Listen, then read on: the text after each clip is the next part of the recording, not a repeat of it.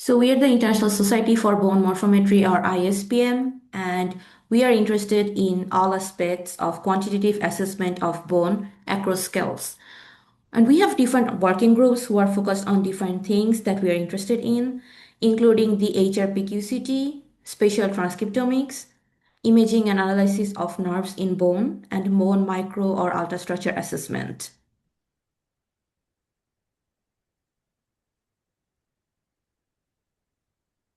Oh, and look, my screen is frozen.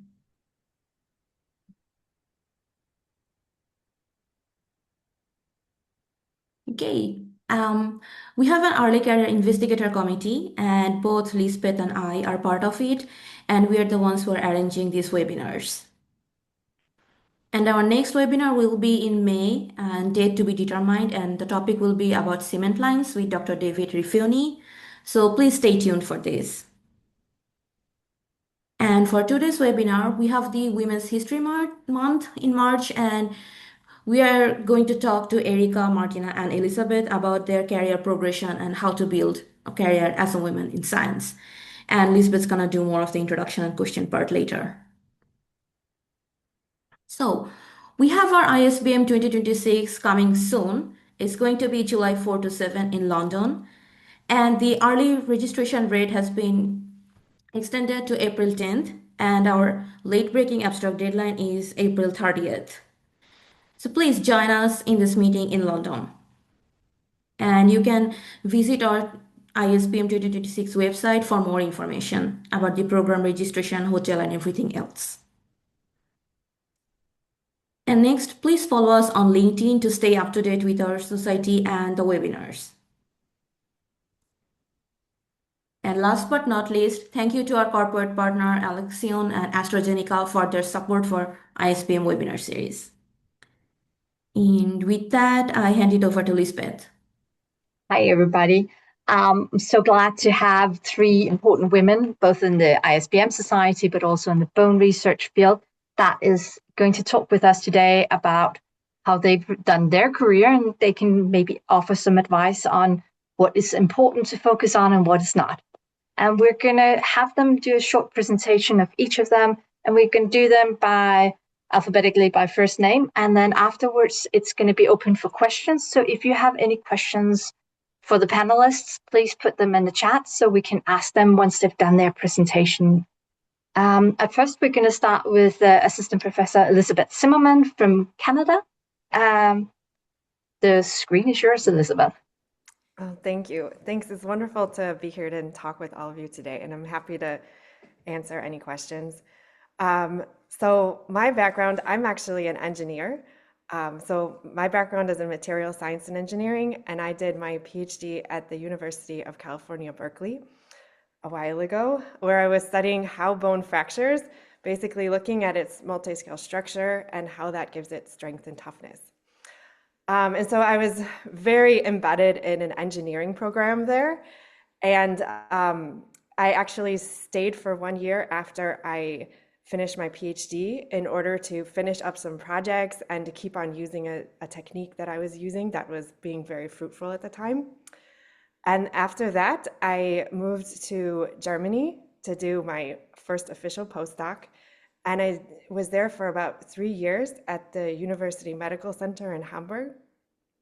I was working with Bjorn Busse, who was starting his lab, which was really exciting. And I was also working with clinicians that were in an osteoporosis clinic and then bone biologists. And so that was kind of a very different experience after being at an engineering school. And then following that postdoc, I moved to Canada to be closer to my family. And I was a postdoc for 1 year. And I want to talk more about this later, but actually in Canada, there's really tight regulations coming from the funding agencies that you can only be a postdoc for 5 years after you've graduated. And so after that, I had to be a research assistant, even though it was still technically like a postdoc experience. But in those positions, I was more embedded in mechanobiology groups And I also learned clinical imaging techniques.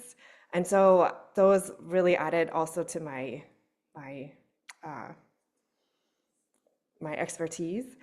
And then I started my faculty position in the Faculty of Dental Medicine and Oral Health Sciences in 2020, right as the pandemic was starting, at McGill University.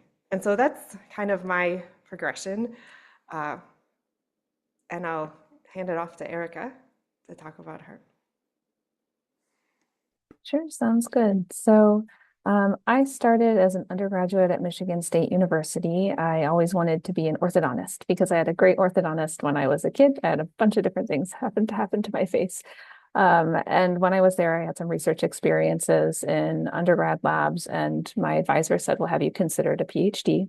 And I said, well, what's a PhD? I'd never heard of it before. So I really came into this not even knowing that this track was a thing. So I realized that the University of Michigan had a DDS PhD program that they'd recently launched. They'd had one person in it.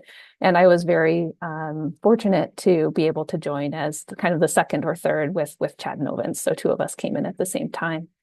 And while I was in my PhD at the University of Michigan, my priorities shifted, right? So I started to really fall in love with research. And I wanted to understand, well, how could I stay in this, as a career? So after I finished my PhD, I tried to do what a good dentist scientist should, which is to do a residency program. And then I also tried to do a postdoc with Orman McDougald at the same time in adipose tissue biology. And then I had also had two kids in grad school. And so I had children that were 0 and 2. And my husband was a medical resident. So he was working 80 to 100 hours per week, and I was not seeing him very much. And then a tornado hit our house, and the world just crumbled in 2012. It was a really, really hard year. And we had to reevaluate our priorities and figure out what we wanted to do as a family. And I had to decide what I wanted to do as a career. And it was a really good and very hard time for us. But coming out of it, I realized how much I really love the science. And so I decided to leave my residency program and go all in on science full time. And then I ended up not in a dental school, but in the School of Medicine in the Division of Bone and Mineral Diseases. And it has been a really fantastic fit for me because it's let me do the science I want to do while still remaining connected to the dental community, but having the depth of science that I wanted. And then from there, my lab is 10 years old this year. So we're really excited to make it to that milestone. Science is a very day-by-day enterprise. You just never know. And that's probably my biggest complaint about science is how unstable the field feels. And I don't know that there's any good way around that. But we just keep showing up every day and hopefully they let us in the lab and everything is good. And so, yeah, at 10 years, I've also picked up some administrative responsibilities. So if we want to talk about that, we can, and some leadership positions. But it's been hard, but it's also been really great. And I'm just really thankful to be here. Martina, I will pass. Cool, then I'll go next.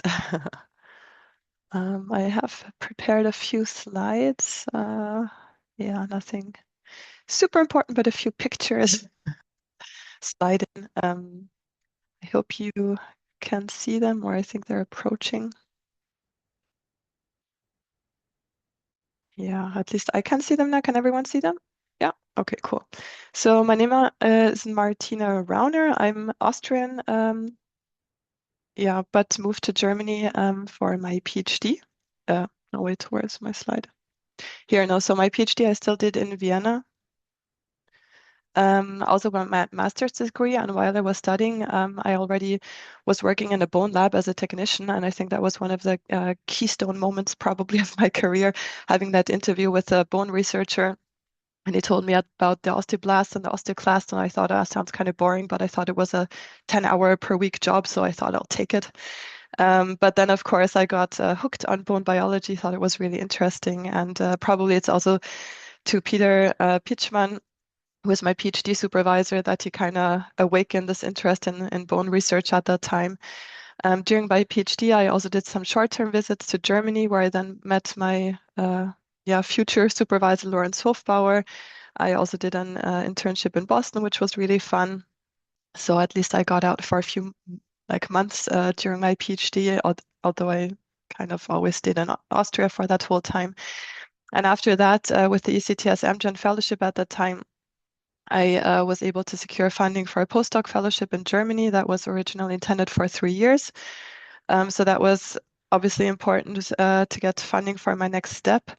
I always thought I would just stay in Germany for 3 years for that fellowship, but now turns out it's been, I think, 17 years meanwhile. So, but I think, yeah, probably the reason why I stayed so long and I'm still there is because it's a good research environment. The funding has been quite good in Germany, and in Germany, the way the system works is also once you obtained your PhD degree, you can apply for your own funding, and that's like funding for your own projects, and that's what I did. And so in 2010, I already started having my first technician, and soon after that, my first PhD student. And I think that's also how, yeah, I started becoming a junior group leader and then advancing in that. And for me, it was always once you have people to take care of, it's not so easy to leave the lab behind. So I mean, you kind of feel responsible for their education, but also that they have a job, kind of. So thankfully, as I said, in Germany, the funding has been quite good. So we could, for example, some of our technicians really hold for a really long time. And I think on the one hand, that's good for the lab to have continuity, but also for them, of course, to have a, well, it's not really a secure job because obviously they're also on short-term contracts, but in the end, yeah, we had most of them for over 15 years now, which is a nice thing. Anyway, around 2014, I think it was when I took over the leadership for the whole bone lab in Dresden, which I do together with Lawrence Hofbauer, who was an MD. And in 2018, I was able to secure a professorship there. Yeah, here's our lab as it stands. And I just wanted to highlight here already that with Lawrence Hofbauer, we've been doing this lab together since 2008. So it's been a really good relationship with him, first as a mentor and supervisor, but now just as, let's say, equals. He's more from the medical perspective, and I'm by training a biotechnologist. So I think that's been a really good combination to work at a university hospital in the end and a medical faculty. It's been a good team.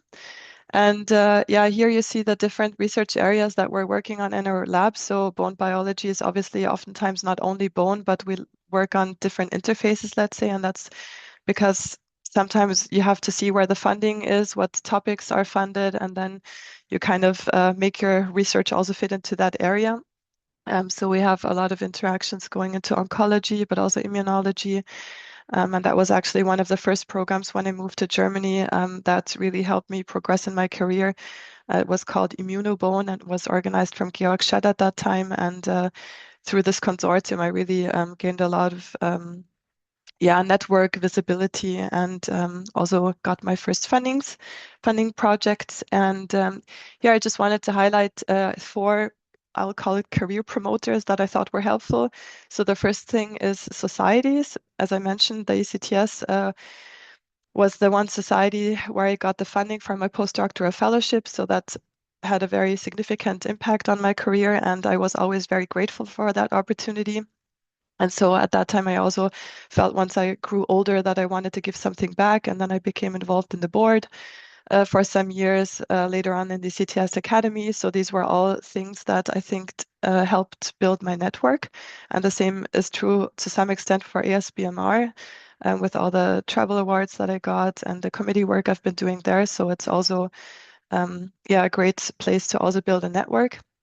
The second thing I wanted to mention is the funding and the consortia. So that may be country specific now, but in Germany, there is a possibility to have consortia projects where there are several groups within Germany, or EU projects, for example, where again, you can build networks and meet people working on similar topics. So that for me has been very helpful. And I think also when I look at my PhD students now, I think it's a great way for them to interact with people who are working on similar topics.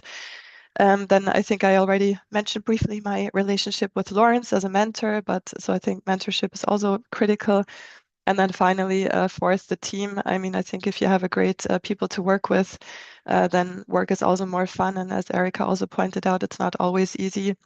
But I think if you have great colleagues and they all work together nicely, then that's of course also helpful.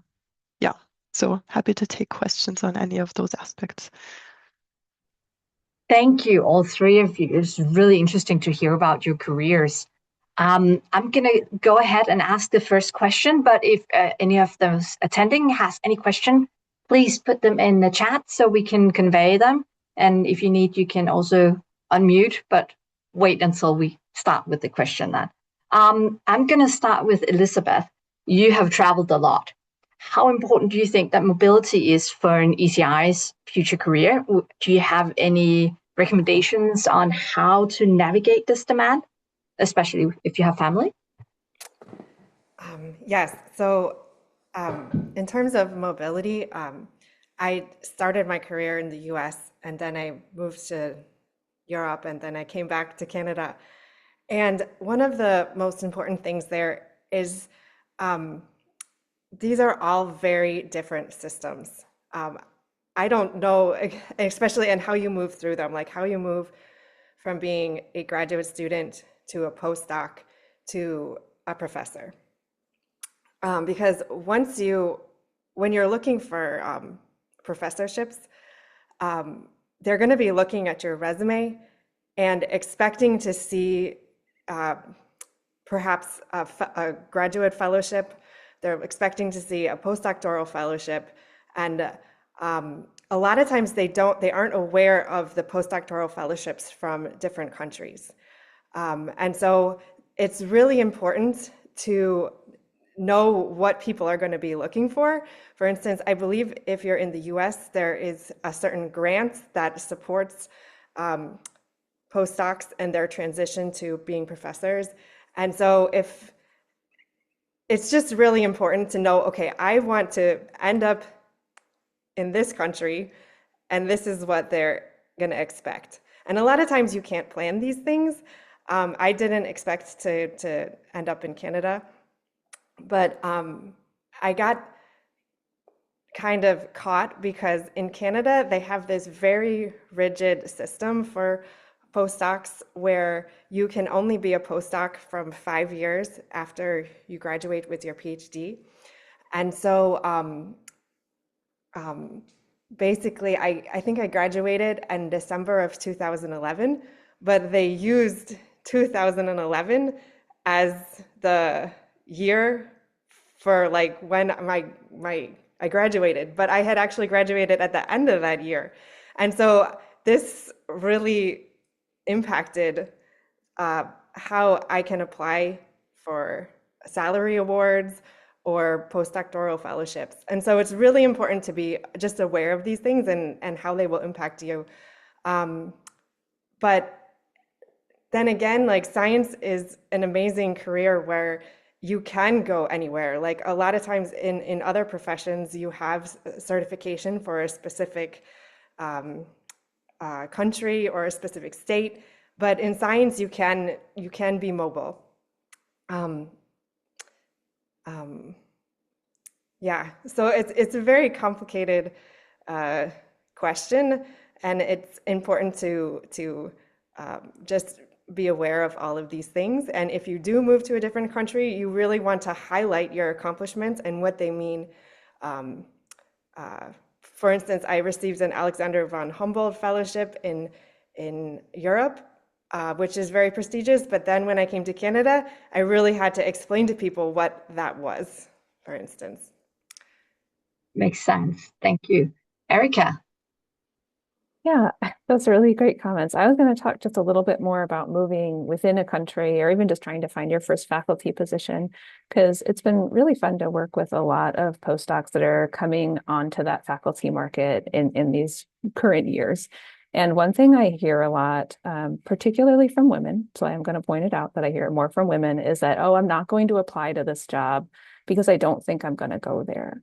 So I don't do that. Put your name in. If there's even 1% chance that you would go there, give them a chance to win you over, right? And your family. And so I think there is so much benefit to applying for diverse positions in diverse places. Worst case scenario, you go, you give a talk, which is great anyway, right? You meet lots of wonderful people, they get to hear your science, and then it's not the right fit for either their reasons or your reasons. But, don't block yourself out of opportunities in advance. So I've heard that so much lately. I'm just like, no, like get your name in there. You are qualified, you are talented. Make sure you apply.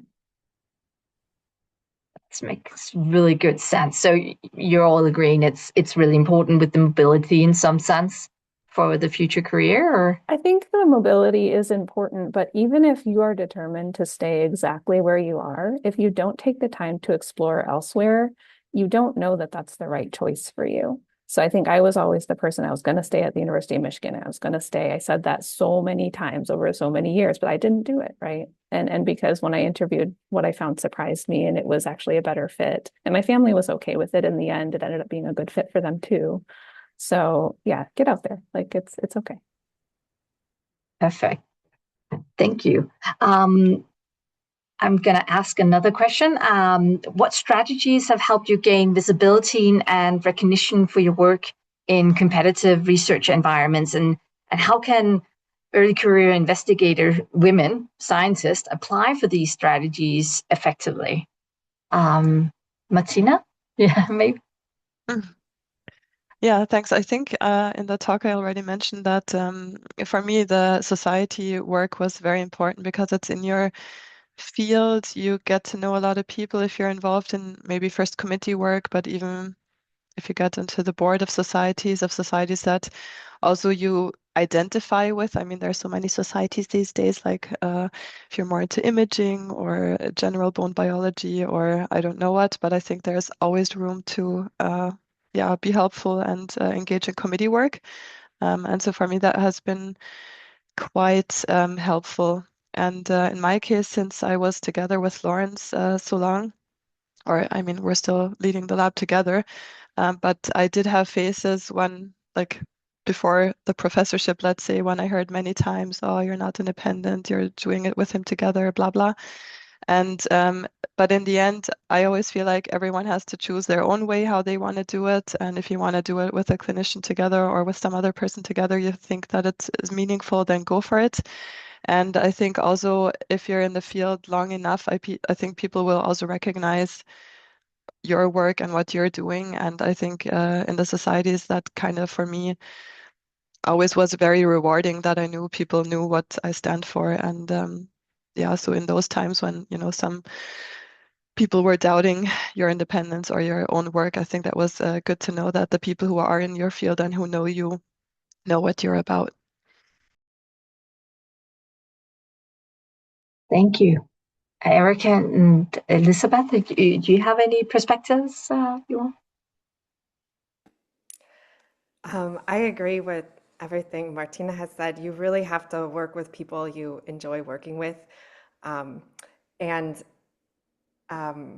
whether you find them in your postdoc or at the new institution that you're at when you're a professor, you have to find them and keep on working with them. And I think it's also important. I know when I first started my position right now, I had like big ideas and I wanted to start big, but this is not possible. It's not feasible. You have to break it down. You have to start somewhere. You have to start small. You have to get like that seed funding, and then build up your research program. And so it's really important to find a gap in the knowledge, find people that are also passionate about that, that maybe have different expertise than you and that you enjoy working with, and just start small and slowly build up your research program. So that's another one of my advice. Thank you. I actually have a question from Melissa that might be Martina in the first place. She asked, could you elaborate a bit more on funding from society? I'm aware of funding opportunities associated with the annual meetings, travel grants, awards, but not with funding for postdoctoral fellowships. Yeah. Yeah. So I think when I was young, it was still a better time for bone research because there was more funding available. And at that time, there was still this yearly call, for example, sponsored by Amgen for this fellowship for postdocs. That's not that's not available anymore, at least not for ECTS. They still have smaller grants. I think it's like 10,000 euros, but it's not like a fellowship amount to have your own kind of smaller project as a PhD student or a postdoc PhD or as a MD. And I know that ASBMR has smaller kind of startups grants available, but I think there's nothing comparable to the size that it was back then where it would fund you for 3 years. So at least I'm not aware of it anymore, but there are many foundations, at least also in Germany. I can only speak for Germany, unfortunately, that you can apply for besides national grant opportunities. Like I think Elizabeth also mentioned the Humboldt Foundation. There are several foundations out there, some even quite specific for osteoporosis research. So those are also good places to go if you want to start having your own funding. It was better times then. I believe so. Maybe they will come back. Who knows? Melissa says clear. Thank you. Yeah, but that was easier, I guess, maybe back then. Erica, a question for you. Looking back at your own career, is there something early career scientists often underestimate when navigating academic careers? Yeah, sure. So I have two things. The first is that your ideas are probably really good. And so making sure you have the confidence to carry them through, even if you get negative feedback along the way. So as a specific example, when I was doing my PhD, I was working on leptin receptor expression, and I was knocking it out with various bone models, to see what would happen. And I had evidence, and it was new evidence, that it seemed like leptin receptor was expressed on the stem cells in the bone. And my senior collaborator, who studies leptin receptor in the brain and is a wonderful guy and still a really good colleague, told me there's no way that's true. And he wouldn't be on my poster and he wouldn't be on my paper. He wouldn't put his name on it. And so I was very junior, right? And I got scared by that. And I still ended up publishing, my ideas and the results that I had in for my PhD. But a couple of years after that, of course, Sean Morrison came out with the beautiful papers that have made leptin receptor like this major marker on bone marrow stem cells. And so I look back at that as an example and say, well, man, I should have just trusted myself and gone with it. But, as a junior person, I didn't. And so trust your ideas, right? And I'm totally fine with the way it panned out, but it's just like, oh, okay, I was all right. And even recently, we're really interested in studying the effects of the brain and different circuits in the brain on the skeleton. And we have some new data. We've done a new screen in the brain, and it's pointing us to this very specific region. And I'm really excited about it. And so I just met with a neuroscientist that studies this, and he's kind of brushing me off a little bit. And I'm like, you know what? I'm not going to make this mistake again because I think it's so important. So, your ideas are important, and don't let people, even well-meaning people, like sometimes they aren't as excited as you. So if you're excited about it, follow it. You never know what you're going to find. And then the second point that I was going to say is people often underestimate, particularly postdocs in the US, how long the grant cycles are. So you submit a grant and it gets reviewed and it might get funded like a year or even a year and a half later. It is crazy. So if you want to do the K-99 path, like start as soon as possible, like get your applications in year 2 or even year 3, because if you want to try and get it funded within that 5-year period, then that's what has to happen. So grant cycles take forever. It's really good advice. And I really like the one, I mean, as a junior researcher, I can sometimes feel that my ideas may not be valid because somebody senior is not seeing the same as I do. So I think that's really good advice to say your ideas are probably good. I like that. Elizabeth, Martina, do you have any advice on this? That could something that is underestimated that you should start with early?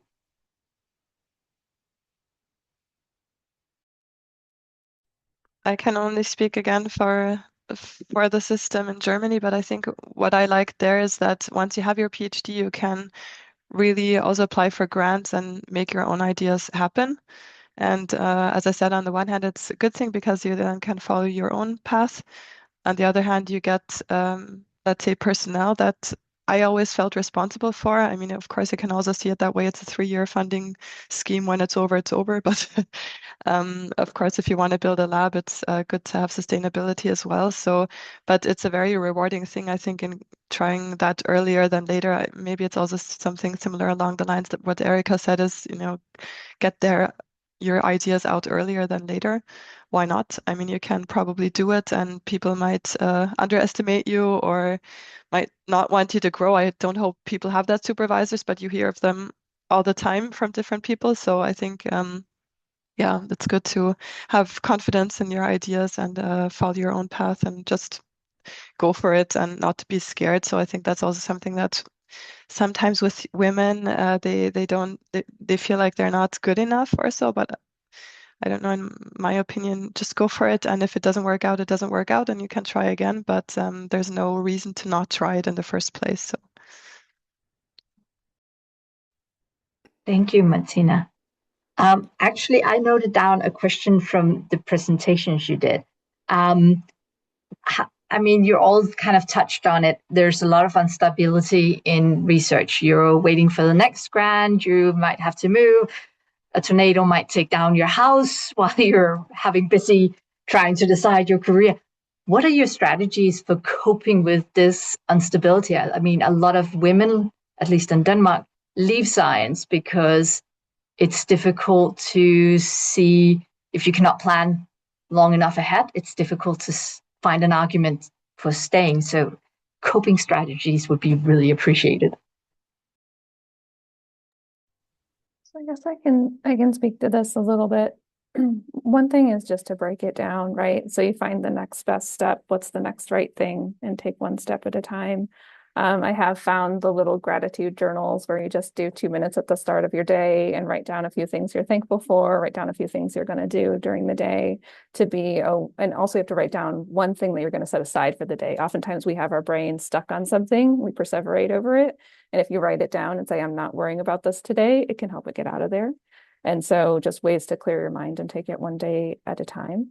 And then other than that, if you need more help than that, like a coach or a therapist, I've benefited from both over the years. It's fantastic. Don't be shy about getting the help that might benefit your career.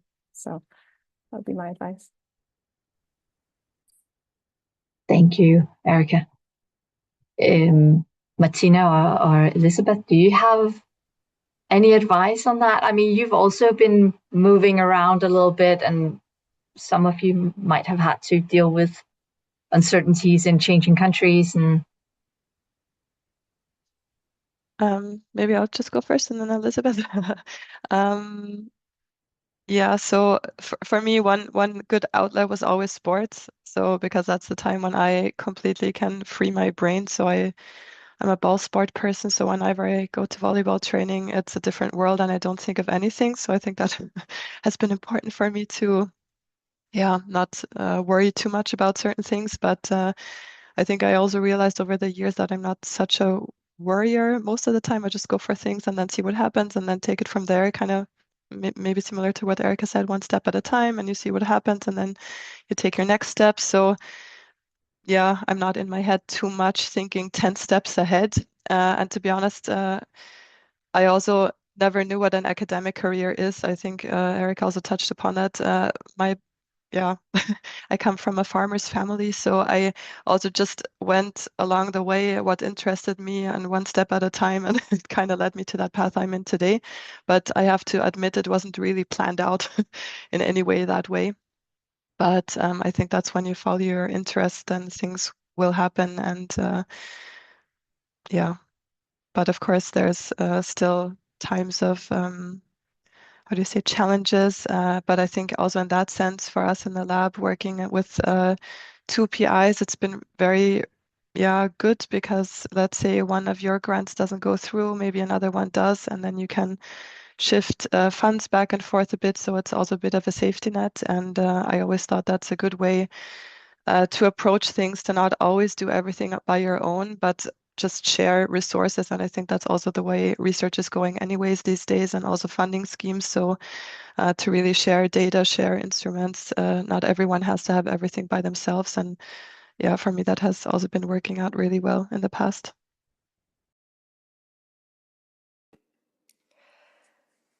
Yeah, I guess I'm just gonna reiterate what everybody else said.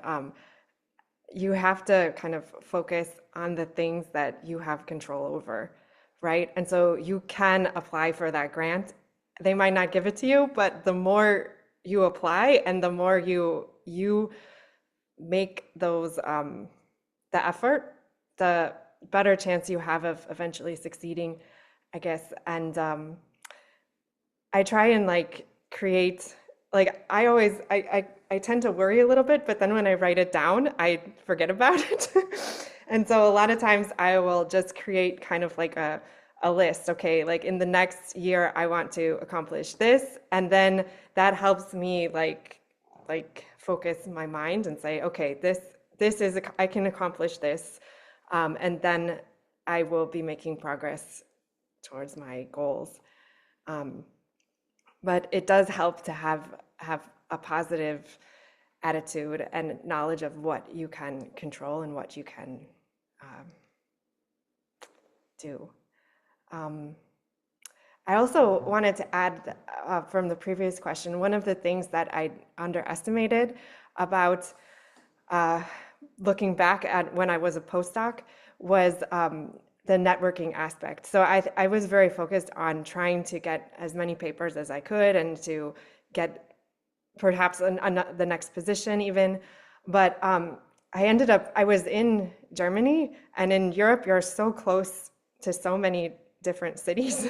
And I was traveling a lot to take advantage of that in my personal life. But I also, with my fellowship, I had a little bit of a budget for research and traveling. And it once I moved to Canada, I realized, oh, I should have just traveled to France and met those people. Or I should have traveled here. I was going to Berlin every weekend and I didn't ask to visit that lab. And so I would really advise you to, if you happen to be in a city and you even peripherally know somebody's work, like reach out to them and say, oh, can I stop by and just briefly talk to you about what I'm doing or give a presentation in your lab. Like it is a really great way to meet people and kind of break down those barriers and form collaborations even. And so if you're ever in Montreal, please, and you would like to stop by my lab or someone here, just feel free to reach out to me. But that's another piece of advice, even for postdocs. That's good advice. Thank you. Actually, you mentioned when you're the looking for works. So often in academia, it's you're always supposed to look forward. When you're doing your PhD, you're towards the end of the PhD, you have to look for a postdoc. When you're going through your postdoc, you have to look forward for the next step again. And I was thinking how, I mean, at least here where there's a lot of pressure, don't have gaps in your resume.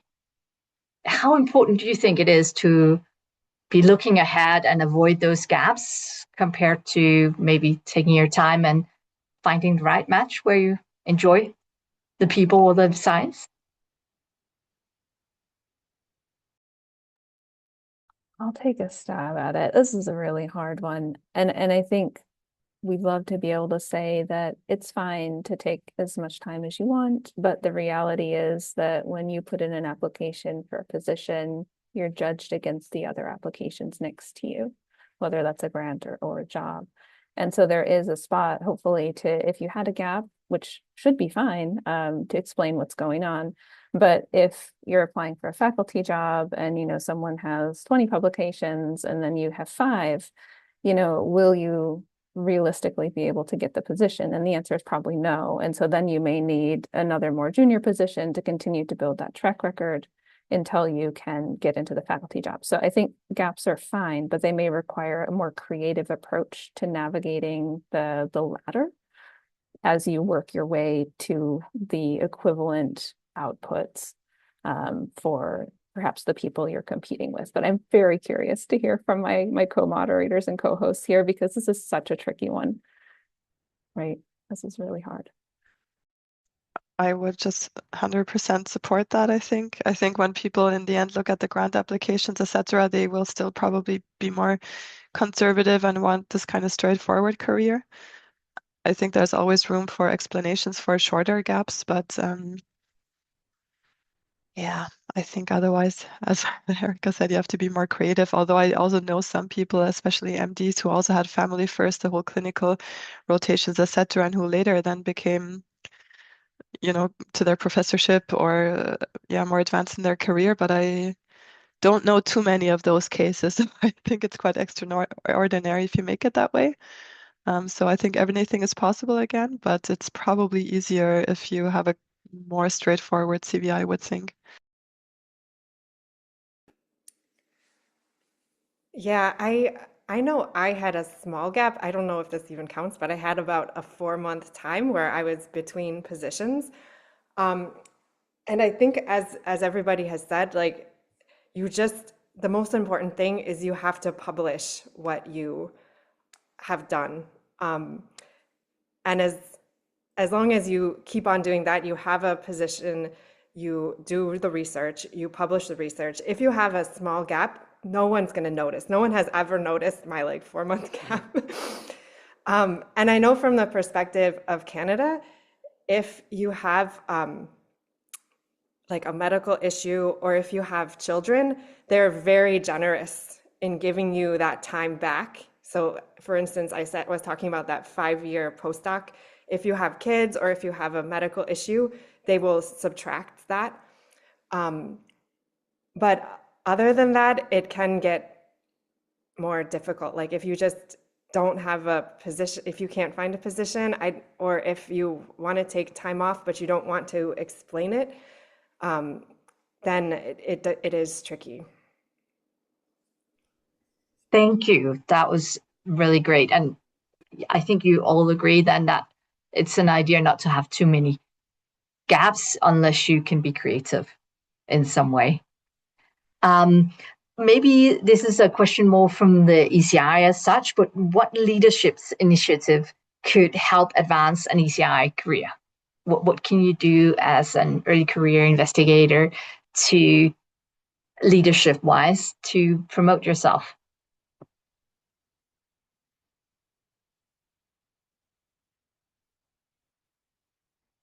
I'm not sure I get the question fully. So, what leadership Yeah, courses so they should take, or what they should do to become a leader?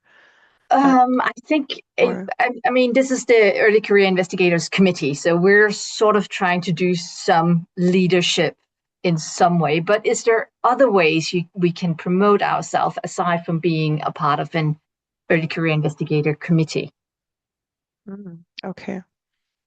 I mean, for ECTS, I can say that there are many committees that you can engage with, or you could even try to take leadership positions for committees, not just early career committees. So I think, as I said, the society networking aspect, I thought always was very important to get visibility, to show everyone, hey, I'm here.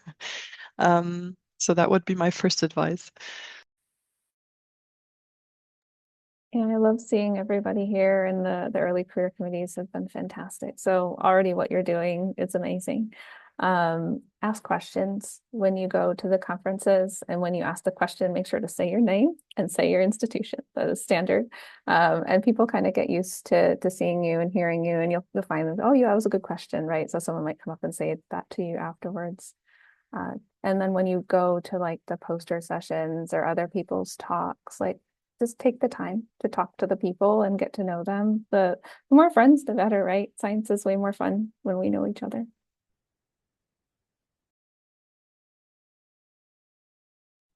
That's true. Thank you. I'm just going to ask the audience, if there's any more questions, please put them in the chat so we can share. Or unmute yourself. This could also be a moment to do that, or raise your hand, though it's not so easy for me to see the raised hands.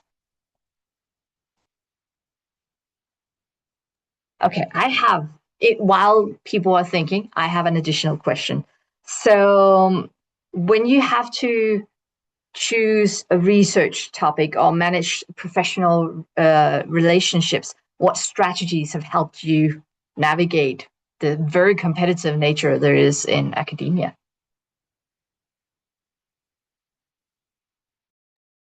I think as long as you follow what you're really interested in, then it gives you the hopefully fortitude to continue to push it forward, even when you're met with setbacks, because there's a lot of rejections and a lot of setbacks in science. So if you don't love your topic, it's hard to continue with it. I personally have avoided some of the more competitive fields, I feel like stem cells. I kind of started in that, but then I was like, man, there's a million people trying to name these in a million different ways, and I didn't want to play in that. It wasn't fun. So I went a different direction, but I don't know. That was it for me.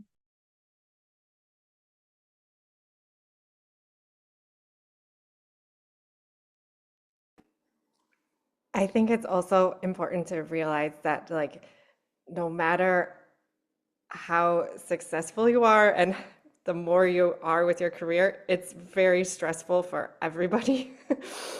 And everybody feels kind of on the edge. Even when you get funding, it just never feels like it's enough to support all the things you want to do and all the people. And so I think just understanding that everyone is under a tremendous amount of stress and then also exhausted with like their personal lives if they have children and all of the demands of like service and teaching and writing grants. And so I would not take it always personally if like someone just doesn't have the bandwidth to respond to your email or want to collaborate with you. It's probably not personal. And so that's one piece of advice, is to just try and stay positive and realize everybody's under this pressure. It makes perfect sense. Okay, I have a last question. Oh, I have Matilda, who she asked. Matilda, do you want to unmute or ask yourself? I can ask myself. Thank you, Elizabeth. Hi, thank you for the great talk. About uncertainty and adapting to changes, how do you integrate generative AI into your scientific work, and what considerations shape how you use it? Sure, I can start with that. So I'm using AI fairly often, I'd say on a weekly basis now. I find it's most useful to go through large Excel data sets. So it's pretty good at collating data and organizing it for me. And if I want to collapse it in different ways or graph it or make heat maps, I find it does a really nice job with that. And I'm not a coder. And so I think most people would normally do that in R. And so I've found that being able to do it in even ChatGPT has been quite nice. Also, when I'm trying to learn about a new topic, I do like Perplexity and ChatGPT, and Claude is kind of a good place to start, but it lies all the time. So don't trust what it's telling you. Like, it's funny because it'll tell me about my papers and I'll be like, that's not what my papers say. So always go back to the source, read the source. You have to at this point. Other than that, as a reviewer, I find that generative AI figures give me the icks. I hate them. I don't know why. I just really don't like them. Maybe there's some better ones that are going to come out, but some of the, I don't know, just sharing that. I really just don't like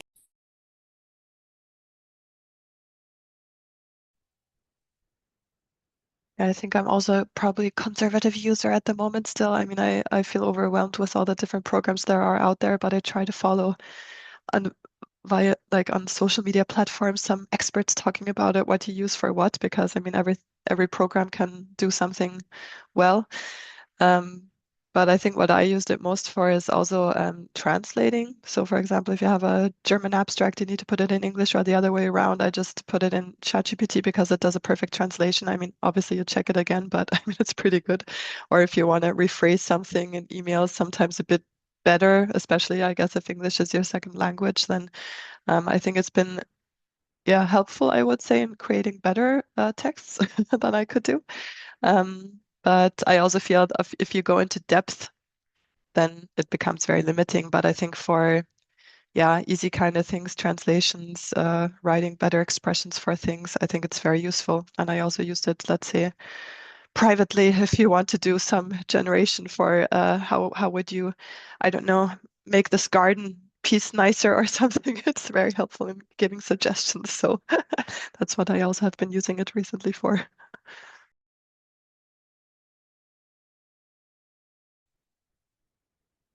if I may add, so you are not that worried about what it could do to the publishing system and the future of publishing in academia?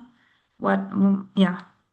Yeah, so Roberto Civitelli is very passionate about that. And he is our division chief and my next door neighbor. And so this concept that you can buy a scientific paper out there is something that we talk a lot about. So there's more slop scientific papers being generated than ever before. He just sent out like a 30-minute documentary about it. So maybe I can drop that link in the chat.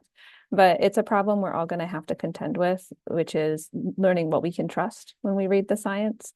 It does seem like, the 10% of papers that is going to probably go from 1% to 10% that are AI generated pretty soon.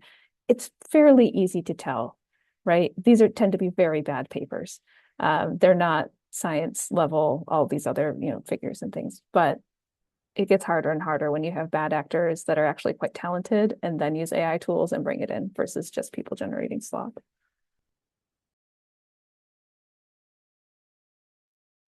But yeah, to be honest, I think even before AI, sometimes you have papers where you're not sure if they're correct or not. So I think that problem was also there before. When you see, I don't know, sometimes I reviewed papers and you see perfect figures and super small standard deviations of whatever, and you feel like, I'm also doing research, but I never get those kind of graphs. So even before AI, I think it's sometimes difficult to tell, is this paper true or not? And but yeah, I don't know, I wonder also how this whole AI thing even about news and everything, knowing what is true and what is fake is going to turn out. But I think for science, maybe then also conferences will become more important again, because I think only if you have that direct contact with people, you will know, if what they did is fundamentally correct or not. And I think online anything can be published in the future. So I could imagine that interactions will become more important again to discriminate what is true and what is not true.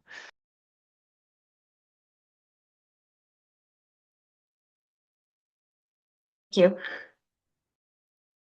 Thank you, Matilda, for that question. And thank you to all of you. I think we're going to close it down if there's no more questions from the audience or any last remarks from the panelists, maybe. A few words of advice to the young investigators watching this. No, I think if academia say what you want to do and what you're passionate about, then go for it. And if it's an alternative career, I think it's also totally fine. I think sometimes it has the stigma of you didn't make it in academia or so, but I think, there are so many other jobs out there that are also fun. So, I mean, sometimes choosing a new path is also not so bad. Totally agree. And I know a lot of us like to plan 5 to 10 years in the future and definitely keep doing that, but take it one day at a time. And if you need a little break, take a little break. Yeah, and don't be shy about trying to explore options in other countries.